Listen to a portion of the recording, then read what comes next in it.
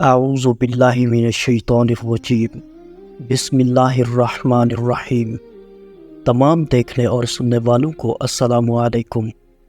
حضرت محدث ابن جوزی رحمۃ اللہ علیہ نے لکھا ہے، حضرت حبیب اجمی ایک بزرگ تھے۔ ان کے پاس ایک شخص آتا تھا جو بڑا ہی مالدار تھا۔ ایک ہی اس کی بیٹی تھی، وہ بھی ٹانگوں سے معذور تھی۔ آپ اکثر اس کو کہتے کہ توبہ کر لو، اللہ سے رجوع کرو۔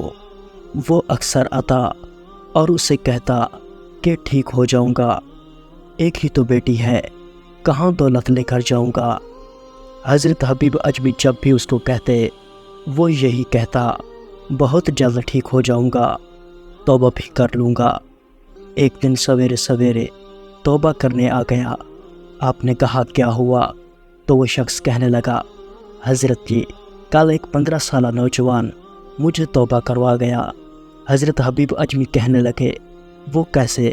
تو کہنے لگا، حضرت جی کل میں منڈی گیا، کچھ سامان خریدنا تھا، تو بازار سے میں نے 10 کلو مچھلی خرید لی، باقی بھی سامان تھا، خود تو لے جا نہیں سکتا تھا۔ سڑک پر مزدور بیٹھے تھے، ان میں 14-15 سال کا ایک لڑکا بھی تھا، چہرے پر بڑی روشنی تھی۔ میں نے کہا، بیٹے مزدوری کرو گے؟ کہنے لگا، حضور مزدوری بھی کرتا ہوں اور پڑھائی بھی کرتا ہوں، اور اللہ کو منظور ہو تو اس کی عبادت بھی کرتا ہوں۔ میں نے اس سے کہا، یہ سامان ہے، فلاں جگہ پہنچانا ہے، تم کیا لوگے؟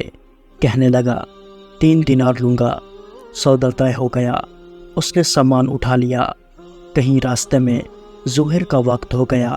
کہنے لگا، چچا اگر اجازت ہو تو نماز پڑھ لوں۔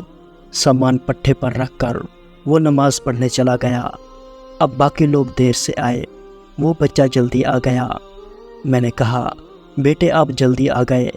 کہنے لگا، نفل چھوڑ دیے ہیں، کہیں آپ یہ نہ سمجھ لیں کہ میں کام چور ہوں، بعد میں پڑھ لوں گا۔ دوپہر کا وقت تھا، رمضان بھی نہیں تھا۔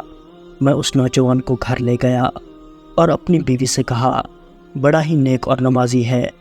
اور راستے میں یہ بھی ہوا کہ میں نے اسے کہا کہ سامان تھوڑی دیر کے لیے مجھے دے دو، بڑی گرمی ہے، پسینہ آ رہا ہے، میں اٹھا لیتا ہوں۔ کہنے لگا، نہیں چچا، حلال رزق کماتا ہوں، اگر سامان آپ اٹھائیں گے تو میں 3 دینار پورا نہیں دوں گا، پھر پیسے کم کروں گا۔ میں نے طے کیا ہے تو میں ہی اٹھاؤں گا۔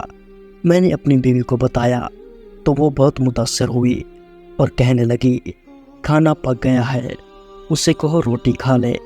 باہر نکلا، اس کو 3 دینار دیے اور کہا کہ بیٹے میری ایک بات مانو گے؟ کہنے لگا، بتائیے۔ میں نے کہا، کھانا پک گیا ہے، روٹی کھا لے۔ کہنے لگا، میں معافی چاہتا ہوں، میں نے روزہ رکھا ہوا ہے۔ میں نے کہا، آپ کیا کرو گے؟ کہیں اور جاؤ گے؟ کہنے لگا، نہیں، جس دن 3 دینار کما لیتا ہوں پھر مزید لالچ نہیں کرتا، پھر قرآن پڑھتا ہوں، یہ نبی کریم صلی اللہ علیہ وآلہ وسلم پر درود شریف پڑھتا رہتا ہوں۔ آپ بتاتے ہیں، میں نے اس سے کہا کہ تم افطار میرے ساتھ کر لو۔ میں اسے مسجد چھوڑ آیا، افطار کے بعد اسے لایا، کھانا کھلایا، عشاء کی نماز پڑھی۔ اس کا گھر دور تھا، میں نے بیٹھک کا دروازہ کھول دیا اور وہ وہیں سو گیا۔ میری 20 سال کی معذور بچی کبھی چل پھر نہیں سکتی تھی۔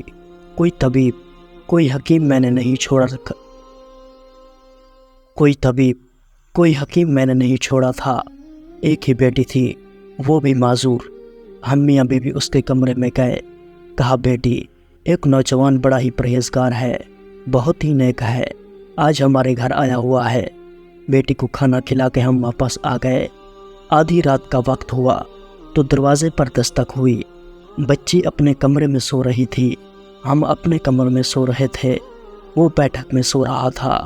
میں گھبرا کے اٹھا کہ اس وقت دروازے پر کون ہے۔ بیٹی کی آواز آئی، ابا دروازہ تو کھولنا۔ میں نے دروازہ کھولا۔ کہتے ہیں، بیٹی کو 20 سال ہو گئے تھے، کبھی چل کر نہیں دیکھا تھا، لیکن اب کبھی ادھر جا رہی ہے تو کبھی ادھر جا رہی ہے۔ کہتی ہے، الحمدللہ میں ٹھیک ہو گئی ہوں، اللہ نے میری ڈانگیں ٹھیک کر دی ہیں۔ ہم دونوں رونے لگے، یا اللہ تو کتنا کریم ہے، بیٹی یہ سارا کچھ کیسے ہوا؟ کہنے لگی آپ نے کہا تھا نا کہ ایک نوجوان آیا ہے جو بہت ہی نیک ہے۔ میرے دل میں خیال آیا کہ اللہ اگر وہ واقعی نیک ہے اس کے صدقے مجھے شفا ہی دے دے۔ ابھی میری دعا پوری نہیں ہوئی تھی کہ اللہ نے فضل کر دیا اور مجھے شفا دے دی۔ کہتے ہیں ہم دوڑ کے اس کے کمرے میں گئے، دروازے پر ہاتھ رکھا تو وہ پہلے سے کھلا تھا۔ ایک خط چھوڑ گیا تھا جس پر لکھا تھا اگر تم لوگوں کو مجھ سے محبت ہو گئی ہے تو میرے پیچھے نہ دوڑنا، اس رب کی بارگاہ میں جھکنا جس رب نے میرے اوپر بھی فضل کیا اور تمہارے اوپر بھی فضل کیا۔ پیارے دوستو، جوانی کی عبادت اللہ کو بہت پسند ہے۔ اللہ عز و جل اس نوجوان سے محبت کرتا ہے جو اپنی جوانی کو اللہ رب العزت کی فرمان برداری میں گزارے۔